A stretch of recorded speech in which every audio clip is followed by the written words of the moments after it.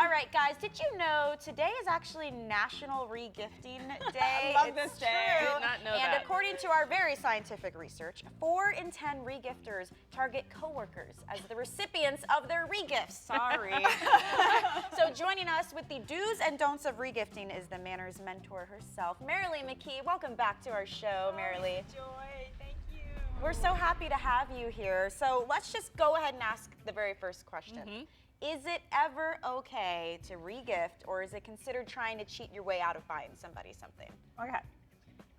95, and I'm being generous with 95% of the time, it is a no-no. Oh, okay? Wow. No, just stay away from it. No, there's an adage. It's the thought that counts. Yes. They say, well, it shouldn't be the gift, it's the thought that counts. But think about that. It's the thought that counts. How much thought is put into a gift when you go and you open your hall closet and say, well, what in the world in here am I going to give to Jada? What's in here that I don't want? But instead of that, let me reframe this and Okay. say, you know, I got this gift and it's not for me. I don't like the scent of this candle, but you know who would love it.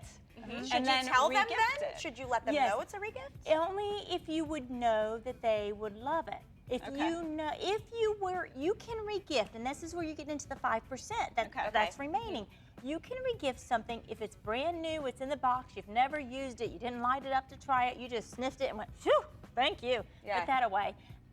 But if you know for sure that if you were shopping in a mall and you came across this item, this is what you would buy for Michelle, then it's absolutely appropriate. But would you buy it for her in a store? Oh, that's a good question to ask. I like that. If the answer is no, then don't give it to her. Then here's my question. Would it be better to just say, I'm sorry, I don't have a gift for you.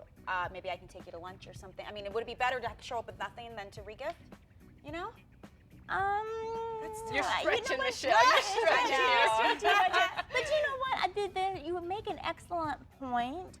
I would rather spend time with you and get to know you and have a relationship, especially with coworkers. Sometimes it's all work. True. You don't know their behind story. You don't know so much about them. It can do so much good. And when you say, I'd like to treat you to lunch, well, I'll take that We've got over a candle. Really funny clip to show you guys because Ellen had asked her Facebook friends to share some of the worst gifts they've gotten. Take a look at this.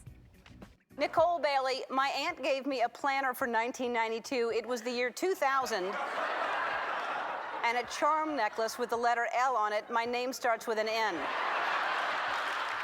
Come on, obviously that is a regift. Is there anything that should never, ever be regifted? Anything you could think of? Oh, absolutely. Anything that you have not triple checked. The worst thing to do would be to have a beautiful purse that you received from someone, but it's just not used. You're going to pass it on, but you haven't looked really well, and down deep inside is a used tissue somewhere, because how do you know that the person that you received it from didn't regift it? Or the tag that says, to Michelle, love so-and-so. Yes, absolutely.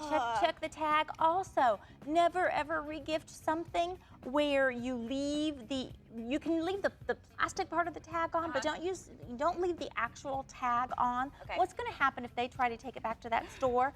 Every single store, and I know this because of her background in retail management, there is a code on there that tells them the season and the year that came from. And when they go to return it, and they're like, I am so sorry, but this is from fall of 2009. How embarrassing for them and for you. Thank you for sharing with us. And if you guys want more info and manners and etiquette advice, visit Marilee's website. It's great, mannersmentor.com. Thank you again, Marilee. Always a joy.